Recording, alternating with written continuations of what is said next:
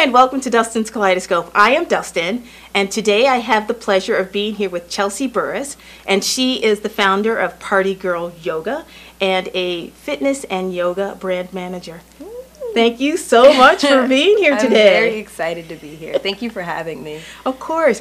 I actually saw you doing yoga at the South Orange 24-hour music festival, and I'm like, you know, I have to have you on there on the show, because you were actually doing yoga to the live music, and I've never seen that before, so that was pretty cool. But before we get started about talking about some of the events that you do, could you give me a little bit of your background and why you started practicing yoga, a little bit about Party Girl yoga? Absolutely. So Party Girl Yoga is actually one of the brands of my major brand, which is called Turn Up, and I'll explain that later. But more so on the yoga side, I ran track for 15 years, all throughout my literally student life. I ran in Maplewood teams, South Orange teams, and then when I went up to Buffalo State College, I was on their varsity track team. And then I graduated from school, and like anybody who graduates school, they kind of, and they're a student athlete, they kind of go into the slump of like, what's next? Right. So I started trying out all these different sports. I tried boxing, I tried cycling, but nothing really gave me like that mental stimulation of running around in circles all day on a track field. And then I actually traveled to Denver, Colorado, and I tried a hot Bikram yoga class. And Bikram yoga is different than the normal type style of yoga. It's in a room that's usually put up to 108 degrees, and it's 26 postures and 2 breathing techniques. And the first time I went in there, I almost passed out. And when I left, I absolutely fell in love. And then from there, I just started trying all these different types of yoga.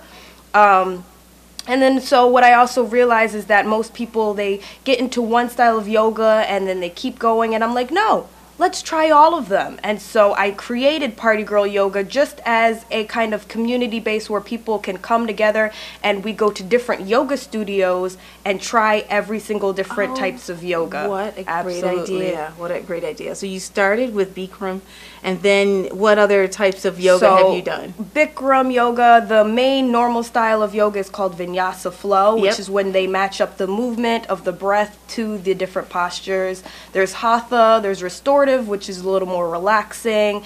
There's Ashtanga. There's so many different types of yoga, especially since now in the new age there's different types of yogas coming out as opposed to the ones that were set back in India that everybody's really normal used to.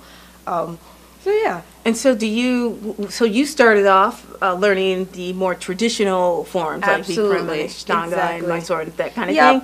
And so now you have adventured into some of the more millennial type yoga. So what's the biggest difference between those two types of yoga? Is more of the mindset.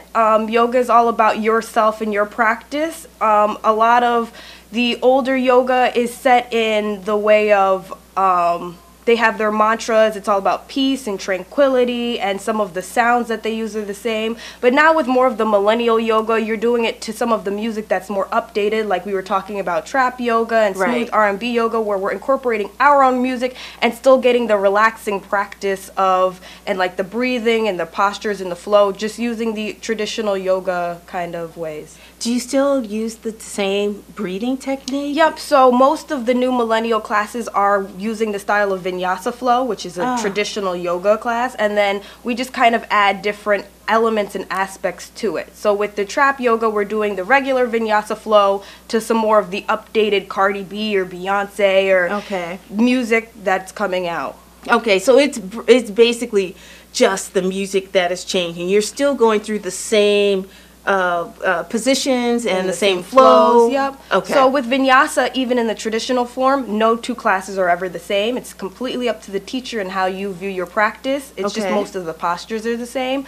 But with the new millennial style, it is the music, but there's also different types. So like if there's sip yoga, where you're sipping a little wine or a little tea during the yoga class. Really? Or even goat yoga, where you literally have live goats sitting with you in the class. Have you done that? I have not done it, and I will be doing that soon. Absolutely. How about the sip yoga? The sip yoga is very fun. It's just kind of more of the relaxing feeling of wine and community. It's really like a girls' night on a yoga mat, and you're doing very traditional vinyasa flow poses, but you're also hanging out with the person next to you and sipping some wine after work. So okay, I'm trying to visualize this. So where's your wine glass? Your wine glass. So I would definitely recommend using plastic glasses during your wine sip yoga class, and they do it also with beer and different juices and stuff, but it's usually at the beginning of your mat, and then you go into flows, and it's definitely not a very hard flow, because you are sipping, you are enjoying your time, but it is at one point when you're going to take a moment to breathe in, take a sip, breathe out, and then continue your yoga class. Yep, and it's a great time, absolutely. Okay, so typically how long I'm thinking of like the more traditional yoga classes I've taken there, they could be anywhere from an hour and a half to 2 hours. How long are these classes? These classes, more because of the community aspect. Usually when you go to a traditional yoga class, you go to the class, you take the class, and then you leave. Correct. What we're trying to foster at Party Girl Yoga, and even when I go to other classes, you come to the class, you might do the yoga class, you might hang around and do a community-based, like building skills where you're introducing yourself to other people, and then you leave. So I would always allocate maybe an hour and a half to those more millennial classes, because you do want to talk and talk to the other people in the class. So if I'm new to yoga, which class would you recommend? Are you recommending a more traditional type of yoga, or a millennial, or a combination? I'm absolutely recommending something more traditional. You definitely want to go in and learn the real style of yoga, because you will definitely get the same effects with the millennial ones. Traditional, you'll definitely get more of a relaxed feeling, more of a breathing and posture. You'll really enjoy your day. And for newer yogis, I definitely always recommend Vinyasa Flow. It's kind of there's a lot of movement involved, so if you're one of those people who can't really shut off their brain yet and meditate fully, or you really like to exercise and feel the burn after, Vinyasa is definitely the way to go. And do you recommend people actually go to a yoga studio, that they look online for different types of yoga videos, or does it matter? So luckily, you can do yoga anywhere. You can do yoga waiting for the train. You can do yoga in your office. It's really about your practice. I always recommend getting referrals, because if somebody's telling you like, hey, I just took a yoga class and it's great, you should definitely go there. But you can always go on online and look up different studios. There's so many. So that's why I always do recommend get referrals. Okay. But if you're one of those people who can't really make it to a yoga class in the middle of the day, YouTube is the best place to go. And there are so many great teachers on YouTube, and they're all certified. You can become certified to become an online yoga instructor, so you don't feel like, I wonder if this person knows what they're doing. You can find out if they're certified and do it right at home or right at your office desk. That's pretty convenient and very cool that you can do it right from wherever you are. So that's very cool. So you mentioned Party Girl Yoga. That's the brand. The new millennial kind of yoga that we're trying to do, and that really fosters more community. Most of our classes are in New York, but our goal is to move out throughout the U.S. We're having a few events up in Buffalo, New York. Okay. And then we go down to Miami and just really foster that community and just talk to other yogis. And are you finding that the people who are you finding like it's mostly millennials who are coming? No, so that's when I started Party Girl Yoga as a brand and as a business person. That's what I was like, okay, I'm going to focus on millennials because that's who's going to come. And I've had people literally of all ages show up to my classes just because people like to try absolutely new things. Okay, that's very cool. So I've had 60-year-olds, I've had 70-year-olds, and then I've had people who are like 16 and 17 who are like, I'm ready to get into yoga. Really? So it's because I find that yoga, I've been practicing for a few years now, but I find that more and more people, it's becoming more and more popular now. So you see all the different kinds. So I see the goat yoga, the trap yoga. So is there any benefit to having like goats do yoga on you or trample around you? It's definitely more of a mindset thing. I think one of the reasons why I do yoga is because you literally forget about the rest of your day or anything you were holding on, and then it kind of eliminates that what's going on next. Like, what am I doing next? They tell you to stay right here in the present. And so I'm pretty sure if you have goats flaring around you, any problems you had in the morning or anything that's coming up, you're like so focused on like, I hope this goat doesn't chew my mat up, that you'll have a great time. Okay, yeah. so it's sort of a distraction from It's a distraction, outside, yeah. anything that might be outside of you. And which, even without the goats, that's what yoga is for. It's kind of making sure that you're in the present moment, but adding these different elements to it just make it a different experience. Okay, and you mentioned that the umbrella company is Turned Up? It's called Turn Up Company. Turn Up so Company. Like turn up, we're like turning up, and that comes from when I was in college. I went up to Buffalo State College, Okay. and I was sort of the girl who was getting in trouble for throwing way too many parties in school, okay. getting kicked out of dorm rooms and all this stuff. And I got in trouble one night, and my RA, he simply looks at me, he's like, you have a platform, you have this great ability to bring people together and create community events. You either need to use it for your benefit or you're just going to keep getting in trouble. And from there, I created the Turn Up Company, which it really gathers entertainment individuals and people networking together. And so Party Girl Yoga is like kind of a branch off of that for fitness individuals. So we were already doing entertainment and partying, and now we're just partying on the mat. First of all, that's great advice from your RA. Yeah, absolutely. Secondly, that's just really great that you have this, this charisma, this way of bringing people together, and for good. I mean, like I said, I've been practicing yoga for many years, and I used to be one of those people who was, I run all the time. Yeah. I weightlift. I do all that other stuff. I'm not going to sit on a mat. But then it's totally different. So that's great that you're bringing that to everyone. Yeah, Anybody who's my goal interested. is really to create memorable experiences for people, with their friends, with their family, because you're always going to talk about a concert or something you went to, but how many times are you going to turn over and was like, oh, I did yoga with goats this week, or I did a nice beer and yoga class and I really learned about beer. And a lot of people don't like beer, but when you kind of mix different experiences, you give them a chance to learn about something they normally wouldn't go to. Oh, that's wonderful. That's wonderful. Is there anything else I missed? Because we only have about a minute left, and the second half of the show, we're going to actually get on our mats and do a little demoing. So, no. That's it? Yeah, well, I want to talk about the different classes on the mat. Oh, okay. Yeah, so we'll be back in a few moments, and we will talk about more yoga, the different types of yoga, and of course we will be demonstrating, and we'll see. You'll be demonstrating. I'll just be following you, and we'll do that as soon as we come back. So this is Dustin's Kaleidoscope, and we will see you in a moment.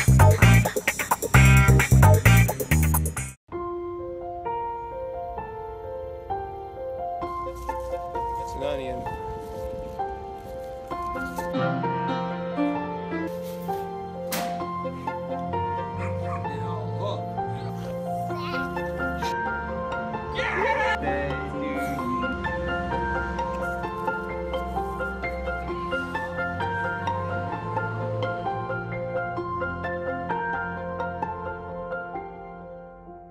Welcome back to Dustin's Kaleidoscope. I am here with Chelsea Burrus, and she is going to lead us through some movements. Absolutely. Now, right? So this movement that we're going to do is definitely in the style of Vinyasa Flow, which is the most traditional one, the most known one that's practiced around, especially in this area. Okay. And whenever we start a yoga class, which I invite you guys to do, is to set an intention, something that you really want to focus your practice on. So whether it's a big goal you have coming up or something even that you want to kind of forget and let go, this is your time and there's your space and your moment to set that intention. All right.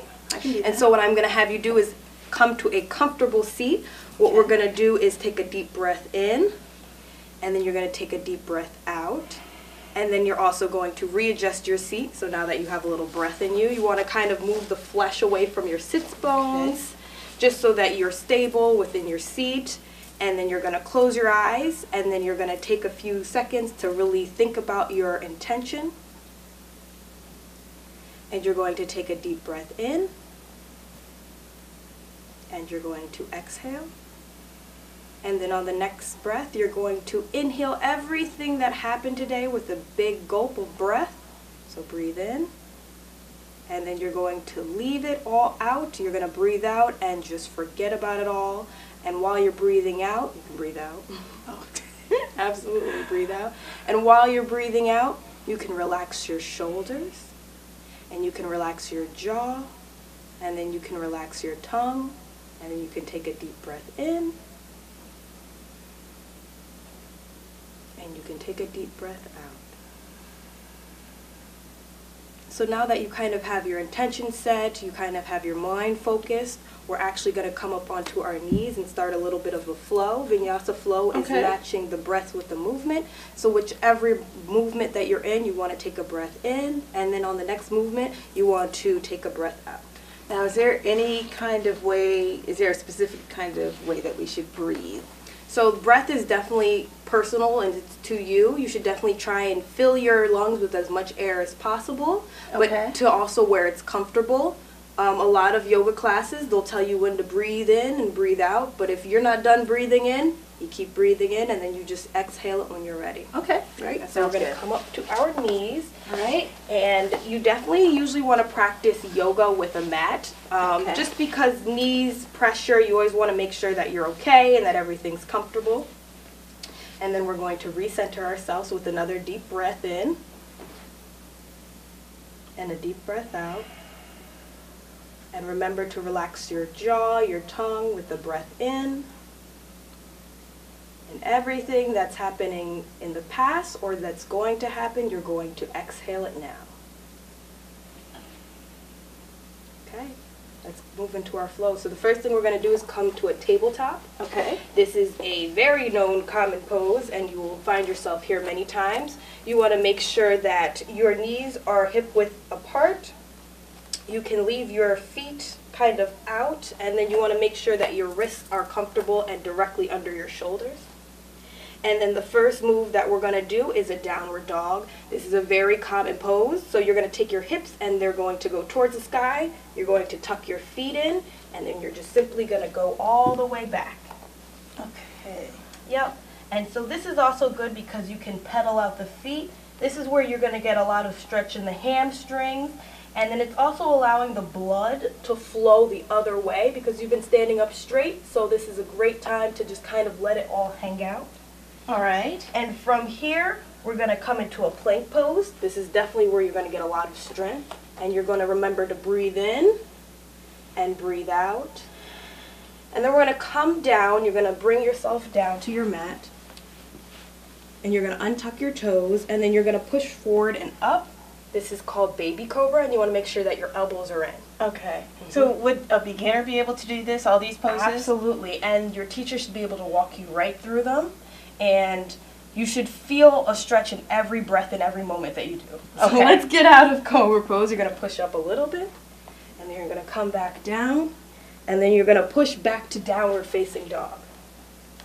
And from here, you're going to remember to breathe in again. As you know, yoga is a lot of breathing and a lot of movement, so you can still stretch yourself out if you would like to. Okay. And we're going to come into my favorite pose. So you're going to take your left foot, you're going to stick it up in the air, and then you're going to bring it all the way through to your hands and feet.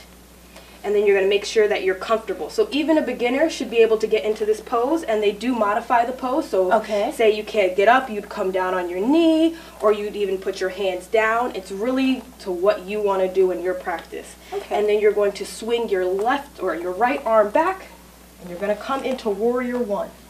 Now this pose should feel very strong. It's very and energetic. And then you can even kind of bounce, and you'll feel the stretch right along your leg. And then you're going to take a deep breath in and a deep breath out. And then you're kind of going to cartwheel back into this position right here. All right. You're going to bring your foot back, and you're going to come back down. And then you can come up. And what you're going to do is you're going to take your hips and push them all the way to the back. And we call this child's pose. So this is going to be a beginner's favorite pose because this is definitely where you can restore yourself, kind of catch your breath, figure it out. And then the other thing of yoga is you always want to do the other side. So we're going to go ahead and do the other side. All right. You ready? Yes. So I have to say, you said that this is child's pose, and it's every beginner's favorite. This is also my favorite, along with corpse pose. Absolutely. Okay, so we're going to do the other side. We're going to take this. We're definitely going to breathe a lot more and do a lot more focus. I won't talk about it as much. Okay. So we're going to come back up, And we're going to get back into downward facing dog. Okay. And we're going to pedal out the feet. And I want you to take a deep breath in and then a deep breath out. And so we're going to come back into plank pose. Remember, this is where you're getting your strength. You're going to come down and you're going to hit your cobra. All right, there you go. Absolutely. And then you're going to come back down. We're going to get back into downward dog, so your hips are going to fly to the sky. And we're going to bring your right foot up into the air. And then we're going to come to the other side of our warrior. So you're going to bring your foot all the way through. And then you're going to cartwheel your hands up. And you are in your other, and then so your leg is definitely going to want to be straight. Okay. You're definitely going to want to get a lot of this into there, and I'll let you cartwheel back down. And bring your foot back. You'll breathe in and breathe out. You're almost there. You're going to come down for your cobra. And then you're going to push back into child's pose. All right. And I'll let you take a few breaths there. This is by far my favorite pose. Yup. Other than corpse, it's a nice relaxing pose. Nice. And then we can come up and out of our yoga. So most yoga classes that I have attended, or mostly all of them, they end in Shavasana, which is when you're flat on your back for 10 minutes, and this is really your time to just kind of wander what your mind's doing. Usually after a vinyasa flow class, see, you're all kind of like ready to go, and it's a good feeling because you just had a really good workout. That 10 minutes is for you just to enjoy yourself. Think about nothing, think about everything, but that's how usually we end yoga classes. Okay. And then so with the Party Girl yoga classes, after we do our Shavasana, we get up and we kind of talk about what happened during our practice, what we didn't like, what we did like. Instead of kind of just rushing off to work, you get to really review your practice. That's really nice because you don't usually do that. Usually what happens is that I'm just going to turn slightly so that the camera can actually see us. Come back to a comfortable seat if you'd like. Okay. Usually you don't get to do that. I mean, you may talk to a couple of people, but you definitely don't workshop it afterwards and say, hey, what went well, what didn't go well. Yeah, absolutely. So. Most of the yoga classes I go to, especially if it's before work crowd, you go right in, you do your yoga class, and you kind of leave. And you're done. Right. You're done. With Party Girl Yoga, we definitely want to review your practice, what went well, what you didn't like. You can connect with other people, other yoga instructors. You never know who the person on the mat sitting next to you is. That's true. And that's the funnest part of just learning how they got to this practice, what they're going to do after this practice, and kind of build a connection with your yogi community, whether you're new or you're advanced. So you mentioned yoga community, and I see the same people who come all the time, beginners, you know, they'll come to the beginning classes.